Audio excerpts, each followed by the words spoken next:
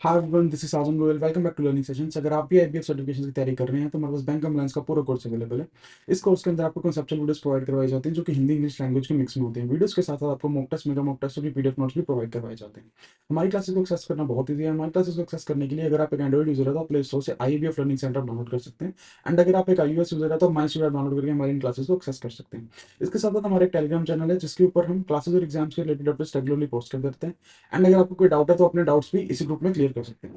Telegram group का link आपको description में मिल जाएगा, आप उस लिंक को क्लिक करके इस ग्रुप को ज्वाइन कर सकते हैं।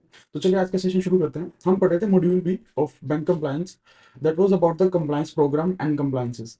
सो सबसे पहले हमने देखा कि कंप्लायंस एक्चुअली होता है और बैंक्स के अंदर कंप्लायंस फंक्शन किस तरीके से वर्क करता है। देन हम अपने पार्ट बी पे मूव हुए। पार्ट बी था कंप्लायंस गवर्नेंस स्ट्रक्चर, कि कंप्लायंस के गवर्नेंस स्ट्रक्चर किस तरीके से वर्क करता है, उसमें क्या क्या पार्टीज होती है और क्या क्या पार्टीज के क्या क्या रोल होते हैं। फिर हम मूव करा, फिर हमने देखा कि compliance issues and compliance risk को आइडेंटिफाई करने के लिए जो फ्रेमवर्क यूज किया जाता है वो किस तरीके का होना चाहिए, क्या क्या होता है उसमें, क्या क्या नहीं होना चाहिए, क्या होना चाहिए, वो सब हमने डिटेल में डिस्कस करा। देन आज हम अपना फोर्थ पार्ट शुरू करने वाले हैं जिसका नाम है compliance culture and GRC framework, जिसके अंदर हम एक तो कंप्लायंस कल्चर क्या होता है उसके बारे में देखेंगे। GRC framework that is governance risk and compliance framework, उसको अच्छी तरह से समझेंगे। सो इसके अंदर हम मेन 6 चीजें डिस्कस करने वाले हैं। 6 चीजें कौन सी हैं कि कंप्लायंस कल्चर एक ऑर्गेनाइजेशन के अंदर क्रिएट कैसे किया जाता है, जीआरसी फ्रेमवर्क होता क्या है, जीआरसी अप्रोच को यूज करने के बेनिफिट्स क्या होते हैं, विसल ब्लोअर मैकेनिज्म क्या होता है, और विसल ब्लोअर मैकेनिज्म के लिए जो हम पॉलिसी इंप्लीमेंट करते हैं उसके क्या क्या कंपोनेंट्स होते हैं। ये सब डिस्कस करने के बाद हम एंड पे डिस्कस करने वाले हैं कि जो कंप्लायंस फेलियर्स होते हैं किसी भी एंटिटी के अंदर उसके क्या क्या रीजन हो सकते हैं। ठीक है, तो चलो शुरू करते हैं सबसे पहले टॉपिक से कि किसी भी एंटिटी के अंदर कंप्लायंस कल्चर किस तरीके से बिल्ड किया जाता है। सो सबसे पहले तो कंप्लायंस कल्चर बिल्ड करना बहुत ही इंपॉर्टेंट है बैंक्स के लिए। रीजन बीइंग वही कि अगर कंप्लायंसेस नहीं होंगे, रिस्क होंगे तो नुकसान हो सकता है, और इसलिए कंप्लायंसेस को होना बहुत जरूरी है। कंप्लायंसेस अच्छी तरह से हो सके इसके इसके लिए ऑर्गेनाइजेशन के अंदर एक कंप्लायंस कल्चर होना बहुत जरूरी है। ठीक है, और जो सीनियर मैनेजमेंट है उसको भी कंप्लायंस कल्चर लेके आने में हेल्प करनी चाहिए, उस पर ध्यान देना चाहिए। वो किस तरीके से कर सकता है कि सफिशिएंट एम्प्लॉयज हायर करें, कॉम्पिटेंट एम्प्लॉयज हायर करें, उनकी उनकी ट्रेनिंग, उनको पे, उनकी प्रमोशंस अच्छी तरीके से हो। ठीक है, उसके अलावा हमें कुछ क्वेश्चंस कंप्लायंस कल्चर देखते हुए हमें कुछ क्वेश्चंस एड्रेस करने चाहिए, मतलब खुद से कुछ क्वेश्चंस पूछने चाहिए। जो कि क्वेश्चंस है कि कंप्लायंस मैसेजेस को डिलीवर कौन करता है, सीनियर जो मैनेजमेंट होती है वो मैसेंजर्स कैसे किस तरीके से है, और इन केस कोई कंप्लायंस इश्यूज अराइज होते हैं तो वो किस तरह से एड्रेस होते हैं। जब हम इन इश्यूज के ऊपर बात कर लेंगे तो हमें ये पता लग जाएगा कि जो हमारा कंप्लायंस कल्चर है वो किस लेवल तक है, क्या उसमें कुछ चेंजेस की जरूरत है, क्या उसको और ज्यादा इंप्लीमेंटेशन की जरूरत है, कुछ चेंजेस की जरूरत है, तो वो हम कर सकते हैं। ठीक है, कंप्लायंस कल्चर आने से क्या होता है, हम फ्यूचर चैलेंजेस को इजिली डील कर सकते हैं। हमारे जो इंडियन फाइनेंशियल रेगुलेटर्स हैं वो भी कल्चर ऑफ कंप्लायंस लेके आने के लिए इन्फोर्स करते हैं। Reason being the same, compliances को इंप्लीमेंट करवाना ताकि कंप्लायंस ज्यादा से ज्यादा हो सके। एंड अगर एक कंप्लायंस कल्चर एक एंटिटी के अंदर अच्छा होगा, जो उस एंटिटी की डिसीजन मेकिंग है वो अपने आप ही अच्छी हो जाएगी। ठीक है, जब हम कंप्लायंस कल्चर किसी भी एंटिटी का डिस्कस करते हैं या देखते हैं कि उसका कंप्लायंस कल्चर कैसा है, हम अराउंड 10 चीजें अपने माइंड में रखते हैं। 10 चीजें कौन सी हम एक एक करके देखते हैं।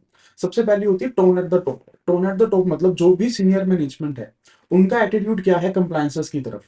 सो अगर जो सीनियर मैनेजमेंट है वही कंप्लायंसेस करने के लिए करने में एक्साइटेड नहीं है या वही इंप्लीमेंट नहीं कर रहे हैं, तो जो नीचे वाला स्टाफ है वो कर ही नहीं पाएगा, कंप्लायंसेस हो ही नहीं पाएंगे। सो जो टोन ऑफ द टॉप, जो ऊपर वाली मैनेजमेंट है वो किस तरीके से कंप्लायंसेस को रिस्पॉन्ड करती है, रेगुलेशन से रिस्पॉन्ड करती है, वो बहुत जरूरी है। ठीक है, एंड सपोज जैसे मीटिंग्स होती हैं, मीटिंग्स के अंदर कॉस्ट बेनिफिट एनालिसिस या कुछ भी मैनेजमेंट डिस्कस कर रही है, उस पॉइंट पे अगर जो कंप्लायंस है वो एक सेकेंडरी एजेंडा मान लिया जाता है। सेकेंडरी एजेंडा मतलब कि उसको प्राइमरी डिस्कस नहीं किया जाता, उसको बात के लिए छोड़ दिया जाता है, तो इसका मतलब क्या है कि वहां का जो कंप्लायंस कल्चर है वो बहुत वीक है, क्योंकि वहां कंप्लायंसेस को एक प्राइमरी चीज मान के उसके ऊपर पहले डिस्कशन की ही नहीं जा रही है। सो टोन एट द टॉप की सीनियर मैनेजमेंट का एटीट्यूड कैसा है फॉर द रेगुलेशंस, वो देखना बहुत ही जरूरी होता है। उससे ही डिपेंड करता है कि हमारा कल्चर स्ट्रॉन्ग है या वीक है। ठीक है, second is integrated across the enterprises. हमने पढ़ा कि जो बिजनेसेस रिस्क होते हैं वो एक दूसरे से इंटरकनेक्टेड होते हैं, इंटरलेटेड होते हैं, and bank is a very big entity. So जो कंप्लायंसेज है हमें ये देखना होता है कि जो कंप्लायंसेज है वो सारे रिस्क एरियाज को कवर कर रहे हैं। सारे रिस्क एरिया को कब कवर किया जा सकता है, जब जो रिस्क मैनेजमेंट है वो बहुत सोच समझ के की गई हो। तो अगर ये चीज बहुत सोच समझ के की गई है तो हमारा कल्चर क्या है, स्ट्रॉन्ग है। Third is breaking silos. तो सब ब्रेकिंग सिलोस क्या होता है, सबसे पहले हम देखते हैं सिलोस क्या होता है। सिलोस आर बेसिकली सिलोस ऐसे यूनिट्स होते हैं जैसे एक बिजनेस है उसके 4-5 यूनिट्स हैं। हर यूनिट अपने आप में अलग है, बट वो आपस में इंफॉर्मेशन नहीं शेयर करते, उनमें कम्युनिकेशन नहीं, एक दूसरे को कोलैबोरेट नहीं करते, वो बिल्कुल आइसोलेट होकर रहते हैं, तो उन्हें सिलोस कहते हैं। एक अच्छा जो कंप्लायंस कल्चर होगा, एक अच्छा जो कल्चर होगा, वो इन सिलोस को पैदा ही नहीं होने देगा, या इन केस वो सिलोस हो बन बन रहे हैं तो उनको वहीं की वहीं ब्रेक कर देगा। उनको ब्रेक किया कैसे जा सकता है? एक तो पूरी की ऑर्गेनाइजेशन के अंदर कंप्लायंस को इंटीग्रेट कर दो। जो स्टाफ है हमारा वो इतना कॉम्पिटेंट होना चाहिए कि वो डिसीजन मेकिंग अच्छे तरीके से कर सके, और जो उनके उन्होंने डिसीजन किए वो रिजल्ट के अंदर रिफ्लेक्ट भी हो, जिससे strong culture of compliance form हो सके। उसके अलावा ये इंश्योर करवाना चाहिए कि जो ये सिलोस फॉर्म हुए हैं ये आपस में कोलैबोरेट करें, ताकि जो बिजनेसेस फंक्शन है वो अच्छे तरीके से वर्क कर सके। फोर्थ हमारे पास आता है पावर डायनेमिक्स। पावर डायनेमिक्स मतलब सीनियर मैनेजमेंट में जो भी बंदा पॉइंट करे, जिसको हम बोलते हैं चीफ कंप्लायंस ऑफिसर, उसकी कितनी पावर, उसकी कितनी सुनी जाती है। अगर तो उसकी रिस्पेक्ट है एंड वो इंडिपेंडेंट है, उसकी रिस्पेक्ट है, उसकी स्टाफ सुनता है, उसकी बात मानता है, तो मतलब उस बंदे के पास पावर है। एंड अगर ये चीजें होगी तो इसका मतलब ये है कि जो लोग हैं वो उसकी ऑफिसर की रिस्पेक्ट क्यों कर रहे हैं, क्योंकि वो अपना काम सही से कर रहे हैं। सेकंड, कि वहां का जो कंप्लायंस कल्चर है वो अच्छा है, कि कंप्लायंस कल्चर होने के करके ही जो चीफ कंप्लायंस ऑफिसर है वो अपना काम अच्छे तरीके से कर सकता है। ठीक है। Next is cowboys. काउबॉयज के अंदर क्या है कि हमें ये देखना होता है कि जो बैंक है वो काउबॉय की तरह वक्त नहीं कर रहा। काउबॉय मतलब काउबॉय इस टर्म रेफरेंस में यहाँ यूज किया गया है कि उनके ऊपर कोई लिमिट नहीं होती। ठीक है। तो हम बैंक में ये चेक करते हैं कि जो हमने रिस्क टेकिंग की लिमिट्स डिफाइन करी है कि क्या उसके अंदर ही रहते हुए ऑर्गेनाइजेशन वर्क कर रही है, नहीं कर रही। अगर कई ऑर्गेनाइजेशंस में क्या होता है कि रिस्क लिमिट से ऊपर ट्रेड करने में, या रिस्क लिमिट से ऊपर बिजनेस करने को परमिट किया जाता है, ताकि ज्यादा से ज्यादा बिजनेस लेके आया जा सके, ज्यादा से ज्यादा फाइनेंशियल गेन कमाया जा सके। अगर किसी भी एंटिटी में ऐसी चीज होती है जहाँ रिस्क टेकिंग लिमिट से भी ज्यादा रिस्क लिया जाता है, वहां का जो कंप्लायंस कल्चर है वो वीक होता है। अगला पॉइंट हमारे पास आता है रिसोर्स एलोकेशन। रिसोर्स एलोकेशन का मतलब रिसोर्स एलोकेशन की जो हमारे पास रिसोर्सेज हैं उनको इस तरीके से इंप्लीमेंट करना कि हमारे जो फंक्शन है वो परफॉर्म हो सके। ठीक है। अगर अब हमारे पास दो फंक्शन है, एक तो हमें बिजनेस भी कमाना है, एक कंप्लायंसेस भी करने हैं।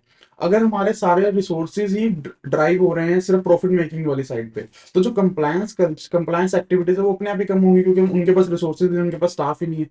ठीक है। अगर ये चीज होगी तो कंप्लायंस एक्टिविटीज है वो कम हो जाएगी, तो हमारा जो कंप्लायंस कल्चर है वो एट द एंड क्या होगा, वीक हो जाएगा। Seventh is employ involvement. जब भी एक कंप्लायंस कल्चर बिल्ड होता है उसके अंदर जो सबसे इंपॉर्टेंट रोल प्ले करते हैं वो करते हैं एम्प्लॉइज। रीजन बीइंग, एक एंटिटी के अंदर, एक स्पेशली बैंक्स के अंदर जो मेन फंक्शंस है, एक तो कंप्यूटर्स के थ्रू होता है, बट कंप्यूटर ऑपरेट करने के लिए हमें कौन चाहिए होते हैं, एम्प्लॉइज। ठीक है। तो एम्प्लॉइज की इन्वॉल्वमेंट बहुत जरूरी है।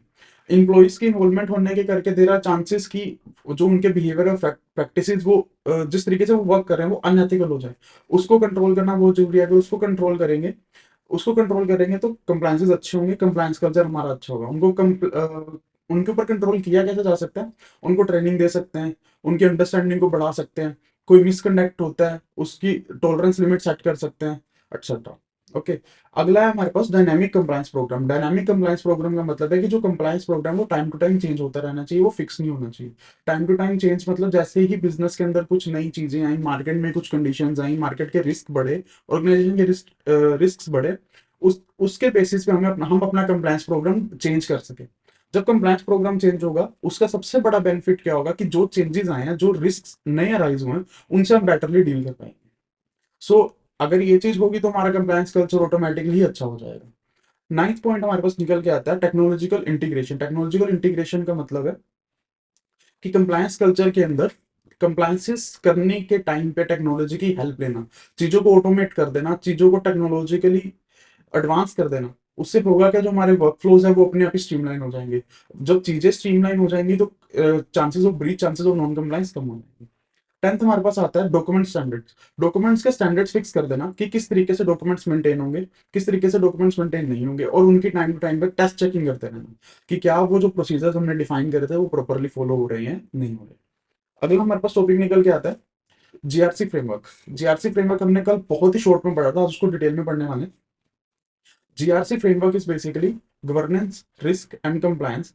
जीआरसी फ्रेमवर्क क्या करता है, इन तीनों फंक्शंस को इंटीग्रेट कर देता है। इंटीग्रेट मतलब सब कुछ साथ लेके चलना। ये नहीं है कि सिर्फ गवर्नेंस ही कर रहे हो, या ये ना हो सिर्फ रिस्क मैनेजमेंट हो रहा हो, या सिर्फ ये ना हो कि कंप्लायंस हो रहा हो। अगर सिर्फ ये होगा कि पहले सिर्फ गवर्नेंस हो, फिर सिर्फ रिस्क हो एंड सिर्फ कंप्लायंस हो, तो सिर्फ ये तीनों फंक्शन अपने में होकर आ जाएंगे, जो तीनों का इंटीग्रेट बेनिफिट लिया जा सकता है वो हम ले नहीं पाएंगे। इसके बेनिफिट को लेने के लिए हम जो अप्रोच यूज करते हैं उसको बोलते हैं जीआरसी फ्रेमवर्क अप्रोच। सो इसके अंदर क्या होता है, जीआरसी फ्रेमवर्क अप्रोच हमें लाने की जरूरत की बड़ी रीजन नहीं, जो हमारा इन्वायरमेंट है वो रेगुलरली ग्रो हो रहा है, रेगुलरली नए रिस्क राइज हो रहे हैं, जो हमारा बिजनेस है वो कम्प्लेक्स पे कम्प्लेक्स होता जा रहा है, इन सभी चीजों के करके हो क्या रहा है, जो ओवरऑल बिजनेस का रिस्क है वो बढ़ रहा है और जो कॉस्ट है वो भी बढ़ रही है। तो इन चीजों को डील करने के लिए हम क्या यूज करते हैं, जीआरसी फ्रेमवर्क। जीआरसी फ्रेमवर्क क्या करता है, जो एक्टिविटीज है उनको इंटीग्रेट इकट्ठा कर देता है। इकट्ठा करने से क्या होगा, उनकी एनफोर्समेंट, उनकी मॉनिटरिंग बहुत अच्छी हो जाएगी। बहुत अच्छी कैसे हो जाएगी, क्योंकि उनमें कोऑर्डिनेशन हो जाएगा। ठीक है। उसके अलावा जो हमारी ये कम्प्लेक्सिटीज अराइज हुई हैं उनको डील करने के लिए एक स्ट्रेटेजिक सोल्यूशन भी प्रोवाइड करता है। जीआरसी अप्रोच करने से क्या होता है, हमारी जो भी हमने अभी अप्रोचेस पढ़ी, जो भी हमने मेथड्स पढ़े लाइक एनफोर्समेंट, मॉनिटरिंग एक्सेट्रा, इनके अंदर एफिशिएंसी आ जाती है, वो काम अपने अच्छे से तरीके से कर सकते हैं। जो डुप्लीकेशन वो वर्क होता है उसको हम कम से कम कर सकते हैं। वो कम कैसे होता है, हम आगे बढ़ने वाले हैं। ठीक है। इसके अंदर जीआरसी फ्रेमवर्क के तीन कंपोनेंट्स हैं। तीन कंपोनेंट्स कौन से, गवर्नेंस, रिस्क एंड कंप्लायंस। हम एक एक कंपोनेंट को ओवरव्यू लेते हैं। सबसे पहले इस कॉर्पोरेट गवर्नेंस। कॉर्पोरेट गवर्नेंस का बेसिकली काम क्या है कि कॉर्पोरेट कंपनीज गवर्नेंस, उनको गवर्न करना, कंपनी को चलाना। कॉर्पोरेट गवर्नेंस का मतलब वो कंपनी को किस तरीके से चलाना। तो इनका मेन सबसे काम क्या हुआ, कॉर्पोरेट कंट्रोल करना, पॉलिसीज बनानी, रिस्क मैनेजमेंट करना और रेगुलेटरी कंप्लायंसेस को देखना। उसके अलावा ये देखना कि जो भी हमारे एथिक्स हैं, जो भी रेगुलेशंस हैं, उनके साथ कंप्लायंस हो रहा हो। जो हमारा बिजनेस है उसको इवेल्युएट करना कि क्या वो प्रॉपरली वर्क कर रहा है या नहीं कर रहा। सो this was the main function of the corporate governance. Corporate governance बाकी फंक्शंस के साथ रह के काम करता है, उनके साथ, उनको अपने साथ लेके चलता है। ठीक है। अगला हमारे पास है जो हुआ रिस्क मैनेजमेंट। रिस्क मैनेजमेंट अपने नाम से क्लियर कि रिस्क को मैनेज करना। रिस्क को मैनेज किस तरीके, रिस्क कौन कौन से रिस्क हमने पढ़े, उनमें उनको मैनेज करना। उनको मैनेज करने से क्या होगा, हमारा प्रॉफिट बढ़ेगा, हम अपने अच्छे तरीके से वर्क कर पाएंगे, लॉसेस के चांसेस बहुत कम हो जाएंगे। आजकल क्या हुआ, जो हमारे जो शेयर होल्डर्स हैं, जो बैंक के शेयर होल्डर्स हैं, वो अवेयर हो गए। अवेयर होने से करके क्या है कि रिस्क मैनेजमेंट की जो नीड है वो बहुत ज्यादा बढ़ गई है। तो रिस्क मैनेजमेंट करना एक बहुत जरूरी हो चुका है। ठीक है। रिस्क मैनेजमेंट के अंदर क्या क्या चीजें आती हैं, रिस्क मैनेजमेंट में होता है कि रिस्क को पहले आइडेंटिफाई करना, उसको मेजर करना, फिर उसको प्रायोरिटाइज करना और उस फिर प्रायोरिटी के बेसिस पर रिस्पॉन्स करना।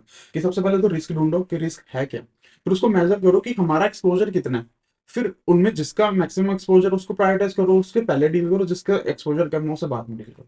तो this was about the risk management. Third हमारे पास आता है कंप्लायंस मैनेजमेंट। कंप्लायंस मैनेजमेंट का मतलब है ऐसी प्रोसेसेस, ऐसी पॉलिसीज और ऐसे इंटरनल कंट्रोल्स बनाना जिससे जो हमारे ऊपर रेगुलेशंस लग रही हैं, चाहे वो स्टैट्यूटरी हो, इंटरनल हो, कोई एक्सटर्नल बॉडी ने दी हो, उनका कंप्लायंस हो सके।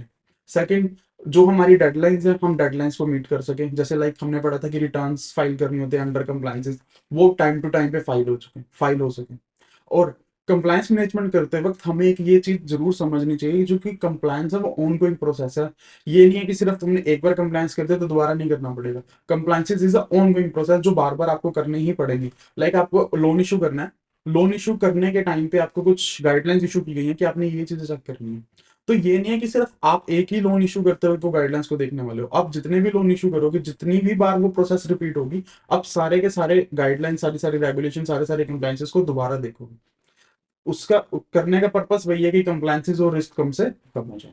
सो दिस वाज ऑल अबाउट कि जीआरसी फ्रेमवर्क क्या होता है, उसके हमने कंपोनेंट्स पढ़ लिए।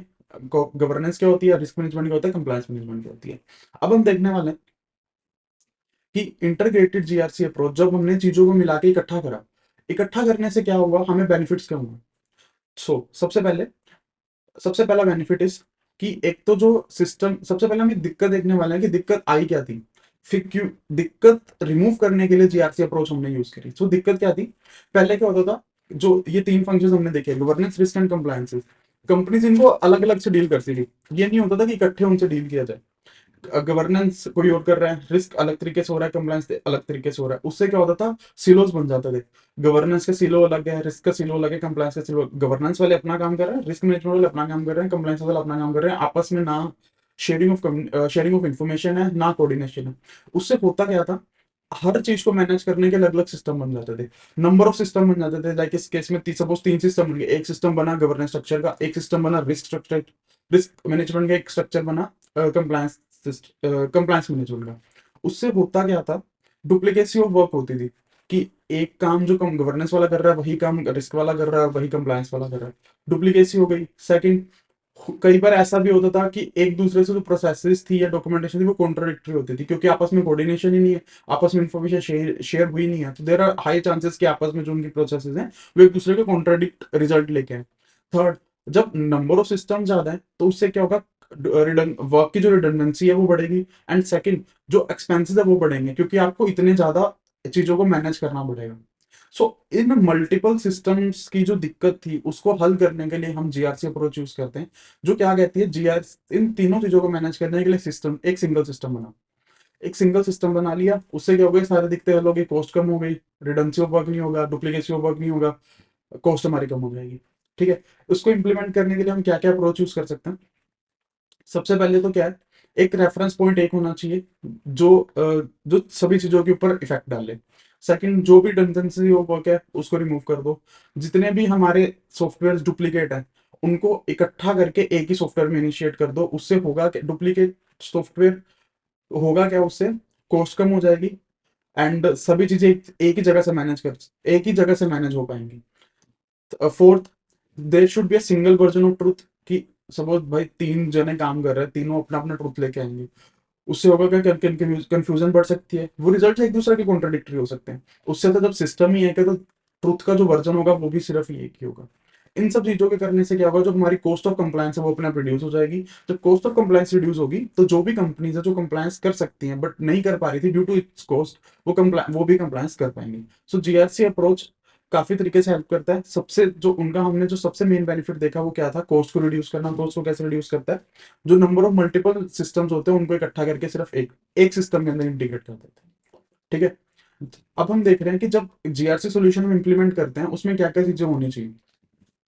जीआरसी जो सोल्यूशन जब हमने इंप्लीमेंट करा उसके अंदर एक तो जितने भी कंप्लायंसेस और जितने भी रिस्क मैनेजमेंट है वो सब कुछ कवर होना चाहिए, कुछ भी छूटना नहीं चाहिए। सेकंड, एक जो फ्रेमवर्क है वो कंसिस्टेंट होना चाहिए for the compliance management and risk management, अलग अलग नहीं होना चाहिए। थर्ड, कई बार क्या होता है, जो वेंडर्स होते हैं वो अलग अलग जीआरसी सॉल्यूशंस को एक सिंगल पॉइंट सॉल्यूशन बना के भेज देते हैं। हमें उन चीजों से बचना है, हमें एक्चुअल वही सॉफ्टवेयर बाय करना है जो हमारे लिए वर्क कर सकता है, जो हमारे लिए अच्छा है। So this was all about GRC solution, GRC approach होती क्या है, कंपोनेंट्स क्या है, उसके बेनिफिट्स क्या हैं। ठीक है, नेक्स्ट हम अपने टॉपिक पे मूव कर रहे हैं, जिस टॉपिक का नाम है whistle blower mechanism. Whistle blower mechanism में सबसे पहले हम देखते हैं विसल ब्लोअर होता क्या है। Whistle blower is basically a person जो जो एक एंटिटी के अंदर जो रॉन्ग डूइंग्स हो रही हैं, मतलब जो भी अनएथिकल चीज हो रही है उनको एक्सपोज करना।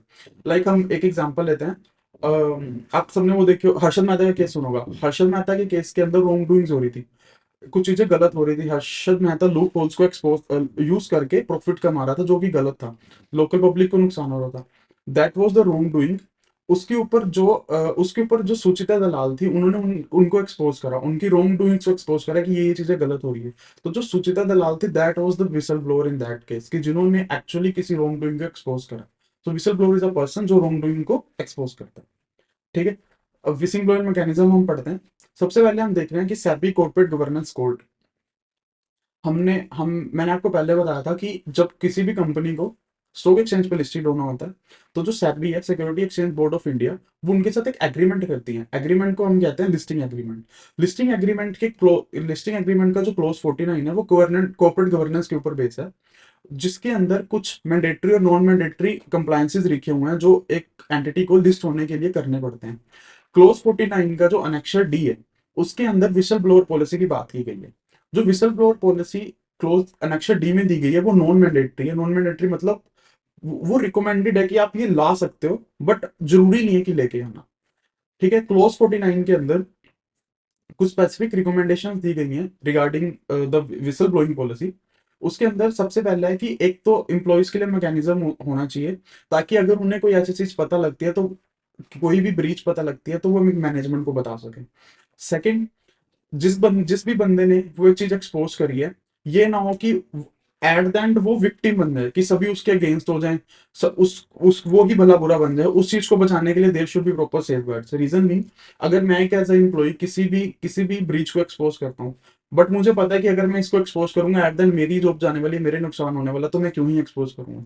उस चीज को बचाने के लिए देयर शुड बी सेफगार्ड्स, ताकि मुझे मैं बिना डर के जो भी ब्रीचेज है उनको एक्सपोज कर सकूं।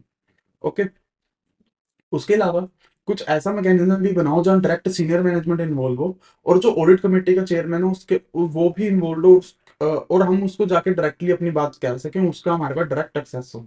रीजन भी कि सपोज एक ब्रीच हुई जिसमें मेरा सीनियर इन्वॉल्व है, अब मैं जाके अपने सीनियर को थोड़ी बताऊंगा कि सर ये ब्रीच हुई है, कि जब वो ही इन्वॉल्व है तो मुझे एक पर्सन कौन चाहिए जो सीनियर मैनेजमेंट है, जो बेसिकली मेरे सीनियर का भी सीनियर हो, ताकि अगर मैं कुछ एक्सपोज करूं, कुछ भी जो रॉन्ग डूइंग्स हो रही है उनके बारे में बताऊं, तो एक्चुअली उन पे वर्क हो और उन पे ध्यान दिया जाए। उसके अलावा जो सिस्टम है उसमें ये भी होना चाहिए, और जो सिस्टम है उसमें ये भी होना चाहिए कि जो सिस्टम के बारे में जितनी इन्फॉर्मेशन है वो सभी को बताई जाए। कहीं ऐसा ना हो कि सिस्टम तो हो बट लोगों को पता ही ना हो कि ऐसा एक सिस्टम एग्जिस्ट करता है। एंड फिफ्थ पॉइंट इज कि जो भी ऑडिट कमेटी हमने अपॉइंट करी है, जो भी ऑडिट कमेटी बोर्ड ने बनाई है, वो इस मैकेनिज्म की रेगुलरली बेसिस पे, पीरियोडिकली बेसिस पे रिव्यू करते रहे कि एक्चुअली ये मैकेनिज्म एग्जिस्ट कर रहा है, एंड क्या ये मैकेनिज्म प्रॉपर तरीके से वर्क कर रहा है या नहीं कर रहा है। ठीक है। अगला हमारे पास पॉइंट आता है विसल ब्लोअर पॉलिसी की अडॉप्शन। हमने ये तो देखा कि सेबी ने हमारे पास अगला पॉइंट आता है विसल ब्लोअर पॉलिसी अडॉप्शन। ठीक है। हमने ये तो देखा कि सेबी ने एक स्ट्रक्चर प्रोवाइड कर दिया, एन एक्शन प्रोवाइड कर दिया, कुछ रिकमेंडेशन दे दी कि किस किस तरीके से विसल ब्लोअर पॉलिसी आती है। बट उसको विसल ब्लोअर पॉलिसी को किस तरीके से अडॉप्ट किया जाता है हम वो देखने वाले हैं। तो सबसे पहली चीज तो हम ये देख रहे हैं कि जो सेबी की जो पॉलिसी है, विसल ब्लोअर पॉलिसी है, वो नॉन मैंडेटरी, उनको फॉलो करना जरूरी नहीं है। बट जो भी रिपोर्ट जाती है कॉर्पोरेट गवर्नेंस की, उसके अंदर ये बताना जरूरी है कि हमने कौन कौन से जो मैंडेटरी रिक्वायरमेंट्स वो फॉलो करा, एंड जो कौन कौन सी नॉन मैंडेटरी रिक्वायरमेंट्स उनको फॉलो करा या नहीं करा। ठीक है। रिक्वायरमेंट उसको अडॉप्ट करना मैंडेटरी नहीं है, बट आपने अडॉप्ट अगर करा है या नहीं करा उसको डिस्क्लोज करना बहुत मैंडेटरी है, वो आपको डिस्क्लोज करना ही पड़ेगा। बट जनरली कंपनीज क्या करती हैं, वो विसल ब्लोअर पॉलिसी खुद ही अडॉप्ट कर लेती है। रीजन भी कि एक तो उनकी फंक्शनिंग बेटर होगी, उनके साथ कोई फ्रॉड नहीं होगा, फ्रॉड होने के चांसेस कम हो जाएंगे बेसिकली, और जो उनकी गवर्नेंस स्टैंडर्ड्स है वो उनको अफोर्ड कर पाएंगी, वहां तक अपनी परफॉर्मेंस को लेकर जा पाएंगे। ठीक है। This was all about whistle blower policy. अब हम देख रहे हैं जो विसल ब्लोअर पॉलिसी है उसके क्या क्या कंपोनेंट्स है। कंपोनेंट्स बेसिकली कि विसल ब्लोअर पॉलिसी में किन किन चीजों पे ध्यान दिया जाता है। सबसे पहले विसल ब्लोअर पॉलिसी हमने चार पार्ट्स में बांटी है। सबसे पहले विसल ब्लोअर, जो बंदा एक्सपोज करेगा। सेकंड, रॉन्गफुल और अनएथिकल प्रैक्टिस कि किस चीज को एक्सपोज करेगा। थर्ड इज अथॉरिटी, कि विसल ब्लोअर ने एक्सपोज करा, अथॉरिटी क्यों करा, किसके सामने जाके करा, किसके सामने जाके करा, कौन उस पर एक्शन लेने वाला है, that is the authority. Fourth is policy, इस चीज को मैनेज करने के लिए हम एक पॉलिसी बनाएंगे। सो इन चारों कंपोनेंट्स को मिला के क्या बनती है, whistle blower policy. Whistle blower में सबसे पहले हम डेफिनेशन लिखते हैं विसल ब्लोअर की। Whistle blower is a person who exposes wrong. Generally जो विसल ब्लोअर्स होते हैं वो सेम ऑर्गेनाइजेशन के होते हैं, क्योंकि सेम ऑर्गेनाइजेशन वाले लोगों को पता ही होता है कि यहाँ क्या चल रहा है। बट जरूरी नहीं है कि सिर्फ इंटरनली हो, एक्सटर्नली भी हो सकते हैं। लाइक हम एक बैंक की एग्जांपल लेते हैं।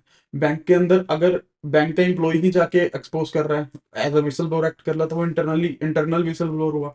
एंड जैसे हर्षद मेहता वाले केस के अंदर सुचिता दलाल थी, उन्होंने जाके मीडिया में एक्सपोज किया, तो वो एक एक्सटर्नल वो स्टॉक मार्केट का पार्ट नहीं थी, वो सैबी का पार्ट नहीं थी, बट वो एक जर्नलिस्ट थे, तो उन्होंने जो एक्सटर्नली जाके एक्सपोज करा तो एक एक्सटर्नल विसल ब्लोअर थे।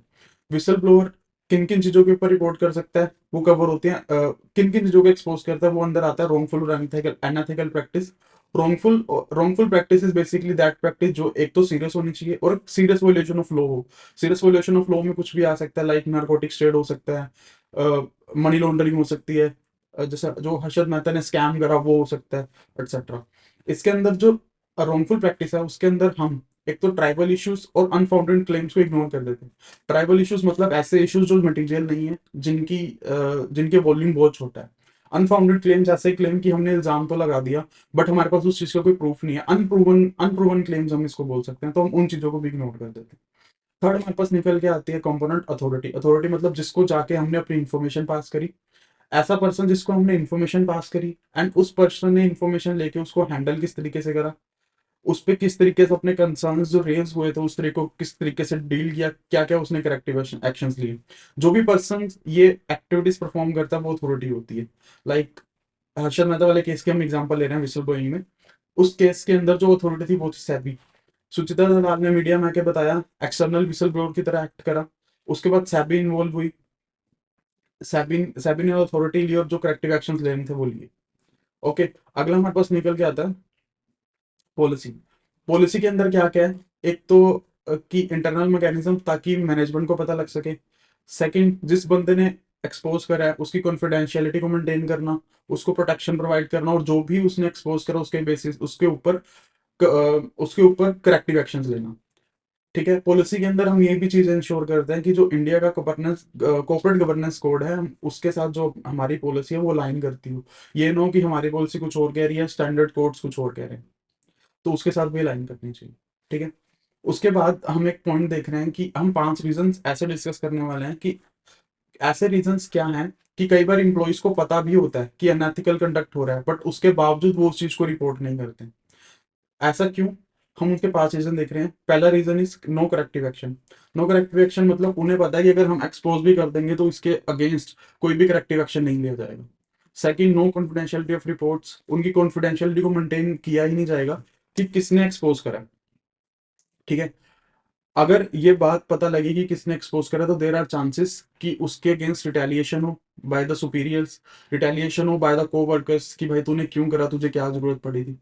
सो उसके अलावा कई बार क्या होता है, पता ही नहीं होता हमें कॉन्टैक्ट किसको करना है। इन पांचों रीजंस के करके कई बार क्या होता है, एम्प्लॉइज अनएथिकल कंडक्ट पता होने के बावजूद ही चीजों को रिपोर्ट ही नहीं कर पाते। क्या क्या रीजंस थे? उन्हें पता है करेक्टिव एक्शन नहीं लिया जाएगा, उनकी कॉन्फिडेंशियलिटी को मेंटेन नहीं किया जाएगा। कॉन्फिडेंशियल अगर मेंटेन नहीं होगी तो जो उनके सुपीरियर्स और को वर्कर्स उनके अगेंस्ट रिटेलिएट कर सकते हैं। एंड फिफ्थ, उन्हें पता भी है, उन्हें इन चीजों का डर भी नहीं है, बट उन्हें यही नहीं पता मुझे जाके बताना किसको है। रीजन उसका, इसका सबसे बड़ा रीजन क्या हो सकता है, जो हमने पॉलिसी बनाई उसके अंदर हमने ये इंश्योर ही नहीं करा कि इस मैकेनिज्म के बारे में सभी लोगों को पता हो। ठीक है, सो दिस वाज की विसल ब्लोअर पॉलिसी क्या है, उसके कंपोनेंट्स क्या क्या हैं, और ऐसे क्या रीजंस है कि इम्प्लॉइज को अनएथिकल कंडक्ट होने के बावजूद भी वो इस चीज को रिपोर्ट नहीं करते। अब हमने नेक्स्ट टॉपिक पे मूव कर रहे हैं, जो कि है विसल ब्लोअर पॉलिसी का बेनिफिट्स क्या है। हमने विसल ब्लोअर पॉलिसी समझ ली क्या है, उसके बेनिफिट्स क्या होते हैं। एक तो जो हमारी गवर्नेंस है, गवर्नेंस स्ट्रक्चर है, वो अच्छे तरीके से वर्क कर सकता है। रीजन बीइंग कि जो हमारे जो सीनियर्स हैं, कोलीग्स हैं, वो अच्छे तरीके से वर्क करेंगे, कोई भी ब्रीच नहीं करेंगे, कोई भी मिसकंडक्ट नहीं करेंगे, कोई भी अनएथिकल एक्शन नहीं करेंगे। सेकंड, अगर ये चीजें नहीं होगी तो हमारा जो ऑर्गेनाइजेशनल वैल्यू है उसको हम प्रमोट कर सकेंगे। थर्ड, एक अच्छी विसल ब्लोअर जो पॉलिसी होती है वो एक क्लियर मैसेज भेजती है कि अगर भी एंटिटी के अंदर कोई भी अनएथिकल या फ्रॉडलेंट एक्ट्स किए जाएंगे तो उसके अगेंस्ट सेवियर एक्शन लिया जाएगा। एक क्लियर मैसेज भेजने से क्या होता है, जो इम्प्लॉयज होते हैं वो एक फ्रॉड करने से, अनएथिकल चीज करने से पहले डर जाते हैं कि हमारे अगेंस्ट एक्शन हो सकता है। फिफ्थ, जो विसल ब्लोअर पॉलिसी है उससे हमें अर्ली अलर्ट्स मिल जाते हैं कि जो अर्ली अलर्ट्स की जो नुकसान हो सकता था बड़ा हो, लेकिन हमें उसके बारे में पहले ही पता लग गया तो हमने पहले ही उससे डील कर लिया और वो कम से कम हो। सो ये बेनिफिट्स है। क्या क्या बेनिफिट्स हैं? गवर्नेंस अच्छी होगी, ऑर्गेनाइजेशन वैल्यू को प्रमोट कर सकते हैं, एक क्लियर मैसेज आएगा कि आपके अगेंस्ट एक्शन लिया जा सकता है। क्लियर एक्शन आने से क्या होगा, जो हमारे इंप्लॉइज है वो फ्रॉड करने से डरेंगे। फिफ्थ, जो जो भी हमारे डिजास्टर हो सकते हैं उनका हमारे पास अर्ली अलर्ट आ जाएगा और उसको हम इजिली डील कर पाएंगे। ठीक है, हमारे पास पॉइंट, अगला नेक्स्ट पॉइंट आता है कि जो हमने विसल ब्लोअर पॉलिसी समझ ली क्या होती है, क्या कंपोनेंट्स होते हैं, इसका क्या क्या बेनिफिट्स हैं। बट हम अपनी विसल ब्लोअर पॉलिसी को एक सक्सेस कैसे बना सकते हैं? हमारी जो विसल ब्लोअर पॉलिसी है वो सक्सेसफुल होगी या नहीं होगी वो डिपेंड करती है काफी फैक्टर्स पे। लाइक कि टोन एट द टॉप क्या है, सीनियर मैनेजमेंट का एटीट्यूड क्या है, एंड अगर उन्हें किसी के बारे में, किसी भी ब्रीच के बारे में पता लगता है तो किस तरीके से डील करते हैं, कोड ऑफ कंडक्ट क्या है, एक्सेट्रा। ठीक है, बट हम ये इंश्योर कर सकते हैं कि जो विसल ब्लोअर पॉलिसी है उनमें कुछ चीजें क्लियरली मेंशन हो। क्लियरली कौन सी मेंशन हो? First, there should be anonymity of the informant, कि जो भी बंदा इन्फॉर्मेंट बनेगा, जो भी विसल ब्लोअर बनेगा, उसकी कॉन्फिडेंशियल मेंटेन की जाएगी, उसका नाम नहीं बताया जाएगा। सेकंड, जो इंफॉर्मेशन होगी अगर आप हमें देते हो कि उसकी ऑथेंटिसिटी चेक की जाएगी, कि ऐसा ना हो लाइक मेरी किसी से पर्सनली कुछ बनती नहीं है तो मैं उसकी जाके कंप्लेंट कर दूं विदाउट एनी प्रूफ। तो जो भी इंफॉर्मेशन प्रोवाइड की जाएगी उसका पहले उसकी ऑथेंटिसिटी चेक की जाएगी, एंड अगर ऑथेंटिसिटी लेने के बाद वो चीज प्रूव हो जाती है तो उसके ऊपर अप्रोप्रिएट डिसिप्लिनरी एक्शन लिया जाएगा। इस इन तीनों चीजों से क्या होगा, एक तो कोई भी बंदा झूठी झूठी खबरें नहीं देगा। सेकंड, जो बंदा खबरें देगा वो डरेगा नहीं। कि उसकी कॉन्फिडेंशियलिटी ब्रीच हो रही है। थर्ड, उसको ये इंश्योर होगा कि अगर हाँ मैं इस चीज को रिपोर्ट करता हूँ तो इसके अगेंस्ट एक्शन लिया जाएगा। इस इन सबसे क्या होगा कि जो बंदा है वो एक्चुअली इन्फॉर्मेंट की तरह वर्क करेगा, एंड इन केस कोई ब्रीच है तो उसको आगे एक्सपोज करेगा।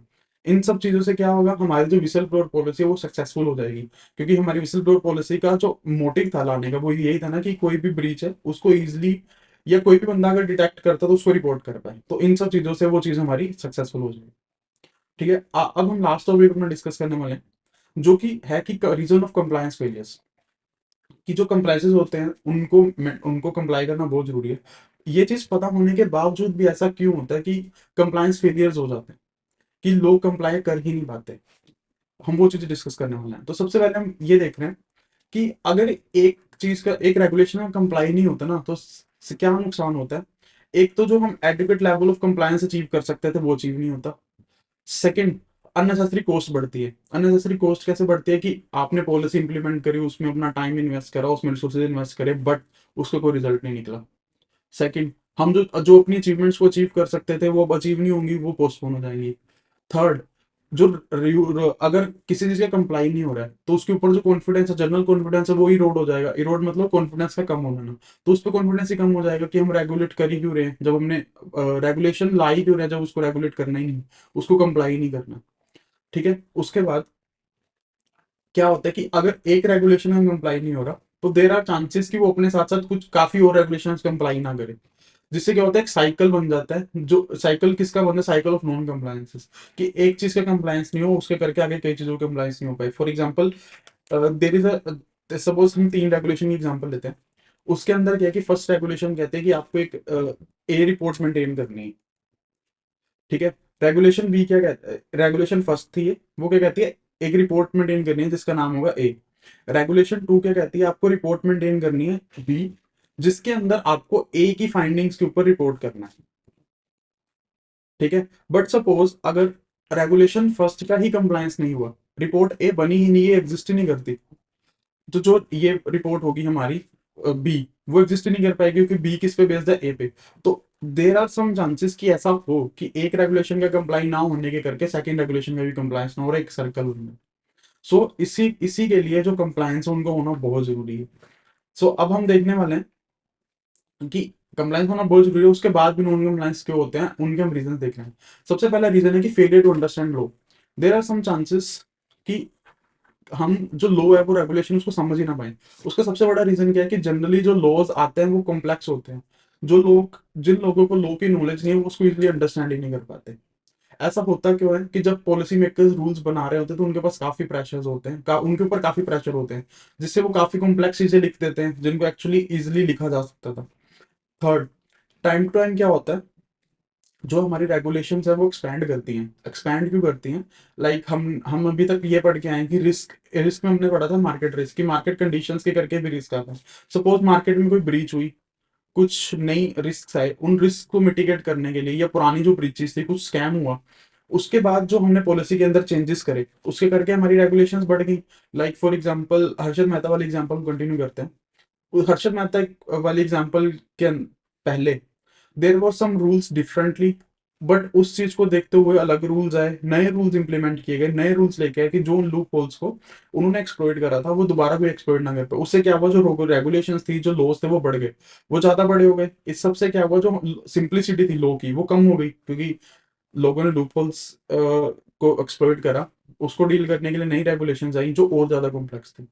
इससे इन सब चीजों से क्या होता है कि जो हमारी लोग को अंडरस्टैंड करने की कैपेसिटी वो कम हो जाती है। जब हम लोग को अंडरस्टैंड ही नहीं कर पा रहे तो उसको कंप्लाई कैसे करेंगे।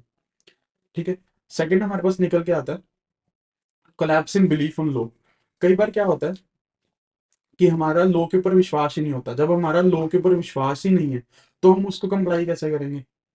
ठीक है, इसमें जब उसको कंप्लाई नहीं करेंगे, कंप्लाई क्यों नहीं कर रहे हैं, लो पे विश्वास क्यों नहीं है, रीजन भी कि हो सकता है उनकी कंप्लायंस कॉस्ट बहुत ज्यादा हो।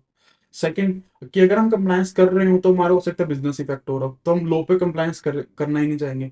एंड सम टाइम क्या होता है, जो बिजनेसमैन होते हैं वो क्या करते हैं, वो रेगुलेटर्स को, लॉबिंग रेगुलेटर्स का मतलब होता है कि उनको रिश्वत देके या कुछ भी अदर मीन्स, रेगुलेशंस करने की बजाय अदर मीन से ये अप्रूवल ले लेना, तो वो उसको प्रेफर करते हैं इंस्टेड ऑफ डूइंग रेगुलेशंस।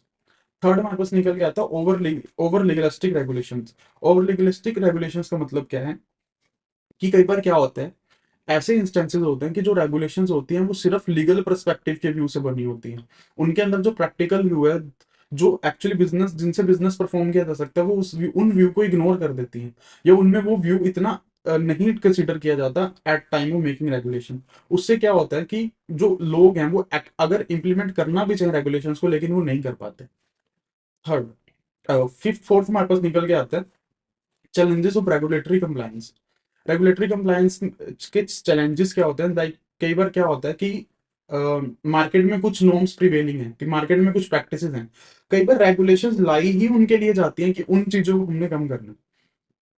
उससे होता क्या है, रेगुलेशंस एंड जो एस्टेब्लिश मार्केट प्रैक्टिसेस है उनके अंदर आपस में लड़ाई होती है कि मार्केट प्रैक्टिसेस कुछ और चल रही हैं, रेगुलेशंस कुछ और कह रही हैं। उससे क्या होता है कि रेगुलेशन जो कंप्लायंस उसको करने में दिक्कत आती है, क्योंकि जो एक सपोज एक बिजनेसमैन है वो मार्केट प्रैक्टिसेस के अकॉर्डिंग अपना काम कर रहा है, बट अब रेगुलेशंस कह रही है कि उसको तो बिल्कुल उल्टा कर, तो वो उसको अडॉप्ट करने के लिए थोड़ा हेजिटेट करेगा, अडॉप्ट करना ही नहीं चाहेगा। ठीक है, तो रेगुलेटरी जो कंप्लायंसेस आते हैं वो existing culture, existing market practices के साथ अलाइन में होने चाहिए, कि चाहे हम उनको रोकना चाहते हैं बट इस तरीके से भी ना रोके कि उन जो बिजनेसेस है वो अपना वर्क ही ना कर पाए। अगर ये चीज होगी तो जो हमारा कॉर्पोरेट कल्चर है, गवर्नेंस कंप्लायंस कल्चर है, वो कम हो जाएगा, वो अच्छे तरीके से वर्क नहीं कर पाएगा। फिफ्थ हमारा पॉइंट निकल के आता है कंप्लायंस फेलियर्स क्यों होते हैं, that is the failure to monitor. जब रेगुलेशंस की कंप्लायंसेस के ऊपर मॉनिटरिंग ही नहीं होगी, रेगुलरली इंस्पेक्शंस ही नहीं होंगी, तो हम ये इंश्योर ही नहीं कर पाएंगे कि कंप्लायंसेस हो रहे हैं नहीं हो रहे। एंड सपोज किसी सिर्फ एक पॉइंट पे नॉन कंप्लायंस हुआ, उसकी मॉनिटरिंग ही नहीं हुई, मॉनिटरिंग करके पता ही नहीं लगा, ना करेक्टिव एक्शंस लिए गए, तो वो नॉन कंप्लायंस ही चलता रहेगा। सो एक मॉनिटरिंग सिस्टम का होना बहुत जरूरी है। अगला पॉइंट इज कि प्रोसीजरल अनजस्टिस। प्रोसीजरल अनजस्टिस मतलब कि सपोज रेगुलेशंस है, अगर उनमें उनमें हमें ये दिखता है कि एक सेक्टर को या एक साइड को ज्यादा प्रायोरिटाइज किया जा रहा है, तो हम वो रेगुलेशंस को कंप्लाई करने के टाइम पे हेजिटेट होते हैं। रीजन बीइंग हम ये देखते हैं कि हमें हमारे साथ अनफेयर ट्रीटमेंट होगा। बट अगर कोई रेगुलेशन है जहां पे ये चीज नहीं है, रेगुलेशन के ऊपर ट्रस्ट बहुत ज्यादा है, तो वो जहां कंप्लाई उस सेक्टर के अंदर कंप्लायंसेस अपने आप ही ज्यादा होंगे। Fourth, डिटेंटरेंस failure. डिटेंटरेंस का मतलब होता है किसी चीज को मना करना। तो डिटेंटर्स फेलियर मतलब डिस्करेज करना बेसिकली। डिटेंटर्स फेलियर इज कि डिस्करेजमेंट को रोक नहीं पा रहे हैं।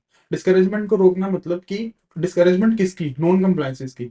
नॉन कंप्लायंसेस ना करना, उस चीज को हम रोक नहीं पा रहे। रीजन बीइंग कि अगर एक पर्सन नॉन कंप्लायंस करता है, उसके जो रिवॉर्ड्स होते हैं वो कई बार ल्यूक्रेटिव होते हैं।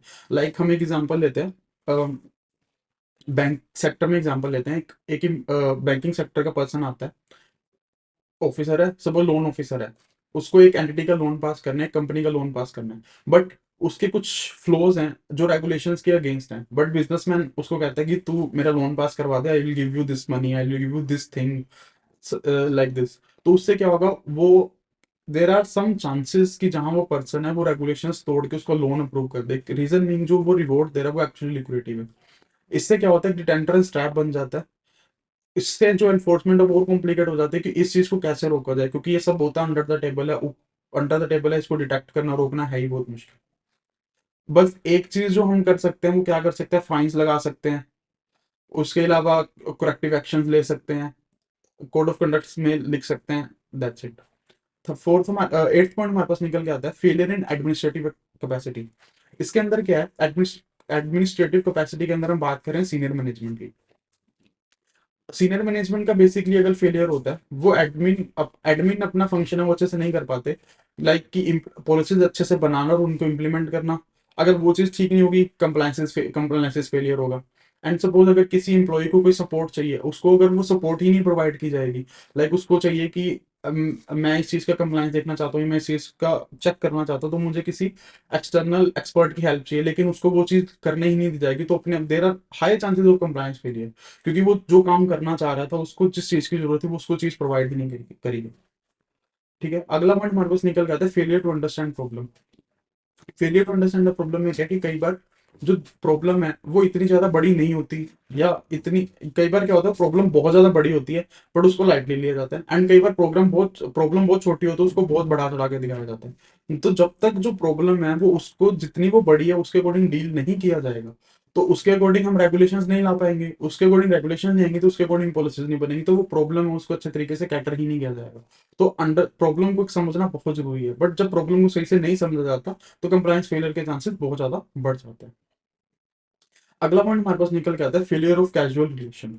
इसके अंदर क्या है कि कई बार क्या होता है जो रेगुलेशन और ऑब्जेक्टिव है उनके अंदर कोऑर्डिनेशन होना चाहिए, कि जो रेगुलेशंस हैं वो एक एक्चुअली आउटकम्स बताएं कि रेगुलेशंस लाने का पर्पस क्या है। जब रेगुलेशंस लाने का जो पर्पस होता है वो डिफाइन होता है।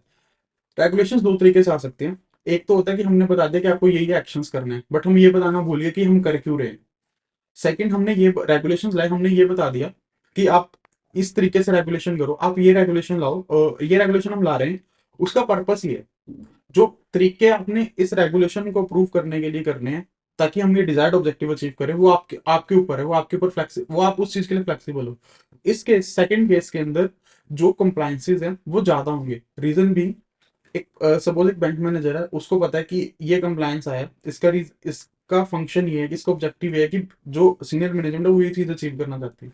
तो वो अपने अकॉर्डिंग, अपनी ब्रांच के अकॉर्डिंग, अपनी लोकल कंडीशंस के अकॉर्डिंग एक्शंस लेगा, उसके अकॉर्डिंग वर्क करेगा, तो हाई चांसेस है कि कंप्लायंस रेगुलेशन का कंप्लायंस ज्यादा अच्छा हो। बट इन सपोज रेगुलेशन आते हुए जस्ट एक्शंस डिफाइन कर देती है, तो कई ऐसे हो सकते हैं लोकल कंडीशंस के अंदर वो एक्शंस को परफॉर्म ही ना किया जाए, वो चीजें फ्लेक्सिबल ही ना हो, तो जो एक्चुअल रेगुलेशन है उसको हम कंप्लाई ही नहीं कर पाएंगे, उससे एट देन होना क्या है, कंप्लायंस पे लिए। ठीक है। So this was some points, some 11 points जिसमें हमने ये देखा कि जो कंप्लायंस फेलियर है वो किन किन कारणों से होता है। 11 पॉइंट्स में सबसे पहले हमने क्या देखा था, सबसे पहले हमने देखा था कि हो सकता है हमें लो ही ना समझ आए। ठीक है। उसके अलावा हमारा जो विश्वास है लो के अंदर वो कम हो, जो रेगुलेशंस है वो सिर्फ लीगल पर्सपेक्टिव को देख रही हो, रेगुलेटरी कंप्लायंसेस और जो मार्केट नॉर्म्स है उनके अंदर आपस में कोऑर्डिनेशन ना हो, कोई मॉनिटरिंग सिस्टम ना हो सकता है कि जो रेगुलेशंस है वो किसी एक सेक्टर के साथ अनफेयर ट्रीटमेंट कर रही हो सकता है कि जो कई बार नॉन कंप्लायंसेस के जो रिवॉर्ड्स है वो ज्यादा लुक्रेटिव हो, उन चीजों से डील करना। जो सीनियर मैनेजमेंट है वो अपना एडमिन फंक्शन उन्होंने सही से परफॉर्म नहीं करा, जो प्रॉब्लम एक्चुअल अराइज हुई थी उसे हमने सही से समझा नहीं। Third and the last is की जो भी रेगुलेशंस आई उन्होंने अपने डिजायर्ड आउटकम्स या डिजायर्ड वो एक्चुअली करना क्या चाहते हैं, क्या अचीव करना चाहते हैं, डिजायर्ड अचीवमेंट्स उसको डिफाइन ही नहीं करा, जस्ट उन्होंने एक्शंस बता दिए जो कि हम कर ही नहीं सकते थे। ओके। सो अगला हमारे पास टॉपिक है कि बैंक कंप्लायंस के अंदर जो बोर्ड की कमिटमेंट है उसका होना क्यों जरूरी है, उसकी क्या इंपॉर्टेंस है। तो सबसे पहला is clear commitment to values. अगर तो एक बैंक की सीनियर मैनेजमेंट की कमिटमेंट है, कमिटमेंट मतलब कि उनका एटीट्यूड क्या बैंक कंप्लायंस की तरफ, कि अगर वो सीरियसली कमिटेड है तो मतलब कि वो बैंक कंप्लायंस बहुत अच्छे से करना चाहते हैं। उससे होना क्या है, क्योंकि सीनियर मैनेजमेंट ने ही सारे वो बनाने हैं, पॉलिसीज उन्होंने बनानी है, उनको इम्प्लीमेंट उन्होंने करना है, एंड इन केस कोई नॉन कंप्लायंस होता है तो उनसे डील भी उन्होंने ही करना है। तो अगर जो बोर्ड है उसकी ही कमिटमेंट अच्छी नहीं है तो नॉन कंप्लायंस, तो जो कंप्लायंस फेलियर है उसके चांसेस ज्यादा बढ़ जाने वाले हैं। सो इसलिए जो मैनेजमेंट है या जो बोर्ड है या जो सीनियर मैनेजमेंट है उनका बैंक कंप्लायंस की तरफ कमिट होना बहुत ही ज्यादा जरूरी है। ठीक है। अब हम देख रहे हैं कि जो कंप्लायंस फंक्शन होता है उसके की फीचर्स क्या क्या होने चाहिए या क्या क्या होते हैं। सबसे पहला तो इंडिपेंडेंस, कि वो इंडिपेंडेंट हो, ये हम बहुत बार डिस्कस कर चुके हैं। सेकंड, क्वालिफिकेशन एंड क्वालिटीज, जो हम स्टाफ अपॉइंट करें, एक तो वो क्वालिटी क्वालिटी स्टाफ हो, अपना काम अच्छे से कर सकता हो, कॉम्पिटेंट स्टाफ हो और उनके पास रिक्वायर्ड क्वालिफिकेशन रिक्वायर्ड एक्सपर्टीज होनी चाहिए। Third, formal status. Formal status का मतलब ये है कि बैंक कंप्लायंस को एज अ फंक्शन सीरियसली लिया जाए, ना कि जस्ट इनफॉर्मल लेके इसको छोड़ दिया जाए। Fourth, addressing local compliance. Bank compliance के साथ साथ हमें ये भी चीजें चेक करनी है कि बैंक कंप्लायंस के अंदर सारी रेगुलेशंस आ गई हैं, सारे जितनी भी रिकमेंडेशन आरबीआई की, मिनिस्ट्री ऑफ फाइनेंस की, आईबीए, आईआरएफडीए, पीएफडीए, जो भी एजेंसीज हैं उन्होंने जो भी रिकमेंडेशंस दी उनका कंप्लायंस करना ही करना। उसके साथ जो कोई लोकल कंप्लायंसेस हो सकते हैं, लोकल कंप्लायंस किस केस में आते हैं, लाइक ओवरसीज ब्रांचेस हैं, ओवरसीज ब्रांचेस सपोज ऑस्ट्रेलिया की ब्रांच है, ऑस्ट्रेलिया के अंदर अलग रेगुलेशंस होगी, तो उन्हें ये भी देखना है बैंक कंप्लायंस करते वक्त कि इंडियन कोर्ट्स के साथ साथ ऑस्ट्रेलियन जो कोड्स हैं, ऑस्ट्रेलियन रेगुलेशंस है, उनको भी फॉलो किया जाए। तो ये इस चीज को भी हमें अपनी कंप्लायंस पॉलिसी के अंदर इनकलकेट करना है। सो कंप्लायंस पॉलिसी के अंदर चार चीजें हमने क्या क्या इनकलकेट करनी है। कंप्लायंस फंक्शन है वो इंडिपेंडेंट हो, उसके लिए जो हम स्टाफ प्रोवाइड करें वो क्वालिटी स्टाफ हो और उनकी क्वालिफिकेशंस प्रॉपर हो। कंप्लायंस फंक्शन में हम एक फॉर्मल स्टेटस प्रोवाइड करें, एंड उसके साथ साथ जो हम लोकल कंप्लायंसेस हैं उनको भी एड्रेस करें, उनको भी करें। सो दिस वाज की क्या क्या फीचर्स होते हैं एक अच्छे बैंक कंप्लायंस फंक्शन के। अब हम देख रहे हैं रेगुलेटरी कंप्लायंस में जीआरसी फ्रेमवर्क किस किस क्या क्या हेल्प करता है। तो जीआरसी फ्रेमवर्क है, एक तो ग्रोथ अचीव करने में हेल्प करता है। रीजन बीइंग, अगर आपका नॉन कंप्लायंस, अगर आपके कंप्लायंस अच्छा है, आपका रिस्क मैनेजमेंट अच्छा है, आपकी गवर्नेंस अच्छी है, आप अपना बिजनेस अच्छे से कर पाओगे, चांसेस ऑफ लॉस कम होंगे, चांसेस ऑफ रिस्क कम होंगे। इन सब चीजों से एट द एंड आप क्या अचीव करने वाले हो, ग्रोथ अचीव करने वाले हो। ओके। उसके अलावा जो जीआरसी फ्रेमवर्क है वो कंप्लायंस कल्चर के ऊपर एम्फोसिस करता है, कंप्लायंस कल्चर लेके आने पे जोर देता है। कंप्लायंस कल्चर आएगा वही जो भी चीजें हमने बोली कि गवर्नेंस अच्छा होगा, रिस्क कम होगा, कंप्लायंसेस होंगे, लॉस लॉस के चांसेस कम हो जाएंगे, एक्सेट्रा। ये इन सब चीजों को प्रमोट कौन करता है, जीआरसी फ्रेमवर्क। ये वो करता कैसे है, एक तो जो भी हमने रेगुलेशंस करी उनके ऊपर कॉन्टिन्यूसली मॉनिटर करना, एंड इन केस कोई नॉन ब्रीच होता है तो उसको सेपरेटली रिपोर्ट करना। तो ये सब किसका पार्ट होता है, जीआरसी फ्रेमवर्क का। अगर ये सब होगा तो उससे होगा क्या, जो हमारा कंप्लायंस कल्चर है वो अच्छा होगा। कंप्लायंस कल्चर अच्छा होगा तो हमारी जो ग्रोथ है वो ज्यादा बेटर होगी। ठीक है। तो यहाँ पे ये चैप्टर एंड होता है। एक हम ओवरव्यू लेते हैं, आज हमने पूरे चैप्टर के अंदर क्या क्या कवर करा है। सो इसके अंदर हम चैप्टर हमने शुरू करा था। One second. हाँ, चैप्टर शुरू करा था compliance culture and GRC framework. Compliance culture and GRC framework में सबसे पहले हमने देखा कि कंप्लायंस कल्चर एक ऑर्गेनाइजेशन में क्रिएट किस किस तरीके से किया जाता है। सेकंड, कंप्लायंस कल्चर एक एंटिटी में किस तरीके का है उसको देखने के लिए हम क्या क्या एट्रीब्यूट्स देखते हैं। हमने 10 एट्रीब्यूट्स वो देखे। उसके बाद हम मूव हुए जीआरसी फ्रेमवर्क के ऊपर। जीआरसी फ्रेमवर्क के अंदर हमने पहले ये देखा कि जीआरसी फ्रेमवर्क लाया क्यों गया, उसकी जरूरत क्यों पड़ी। फिर हमने उसके जो तीन कंपोनेंट्स होते हैं, गवर्नेंस, रिस्क एंड कंप्लायंस, उन तीनों के बारे में एक छोटा छोटा ओवरव्यू लिया। उसके बाद हम जीआरसी अप्रोच के बेनिफिट्स के ऊपर गए, जिसके अंदर सबसे पहले हमने देखा कि जो जीआरसी मैनेजमेंट अप्रोच है वो एक्चुअली है क्या, आई क्यों, क्यों जरूरत पड़ी, एंड उसको इंप्लीमेंट करने के लिए हम किस अप्रोच की यूज कर सकते हैं। उसके बाद जो हम जीआरसी सोल्यूशन लाए उसके अंदर क्या क्या चीजें होनी चाहिए, हमने वो देखा। फिर हम मूव हुए विसल ब्लोअर मैकेनिज्म पे, हमने देखा विसल ब्लोअर एक्चुअली होता क्या है। उसके बाद जो सेबी कॉर्पोरेट गवर्नेंस कोड है उसके अंदर क्या क्या रिकमेंडेशन दी गई हैं रिगार्डिंग विसल ब्लोअर पॉलिसी। फिर हमने देखा जो विसल ब्लोअर पॉलिसी है उसको किस किस तरीके से अडोप्ट किया जा सकता है। फिर हम मूव हुए components of whistle blower policy पे। हमने विसल ब्लोअर पॉलिसी के चार कंपोनेंट्स देखे, जिनमें थे whistle blower, wrongful practice, authority and a policy. फिर हमने ये देखा कि कई बार क्या होता है, इंप्लॉइज को पता भी होता है कि मिसकंडक्ट हो रहा है, बट फिर भी वो उस चीज को रिपोर्ट क्यों नहीं करते। हमने उसके 5 रीजन देखे।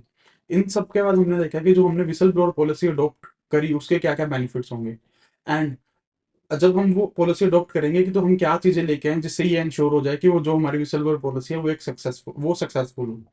फिर हम हुए कि जो compliances, reason for compliance failures क्या है, कि जो कंप्लायंस हमें पता है करना है बट उसके बाद भी दे रहा है कंप्लायंस फेलियर, उसके क्या रीजन है। उसके अंदर हमने कुछ रीजंस कवर करे जो हमने कुछ 11 पॉइंट्स कवर करे थे इन टोटल। ठीक है। उसके बाद हम मूव हुए कि बैंक कंप्लायंस करते वक्त जो बोर्ड है उसका कमिट होना क्यों जरूरी है। फिर हमने बैंक कंप्लायंस फंक्शन के कुछ की फीचर्स देखे। फिर हमने ये देखा कि जीआरसी फ्रेमवर्क रेगुलेटरी कंप्लायंस लाने के अंदर किस तरीके से हेल्प प्ले करता है, किस किस तरीके से हेल्प करता है, और किस किस तरीके से हमें ग्रोथ अचीव करवाता है। So this was all about part 4। यहाँ पे हमारा यूनिट बी भी खत्म होता है। अगला हम शुरू करेंगे यूनिट सी।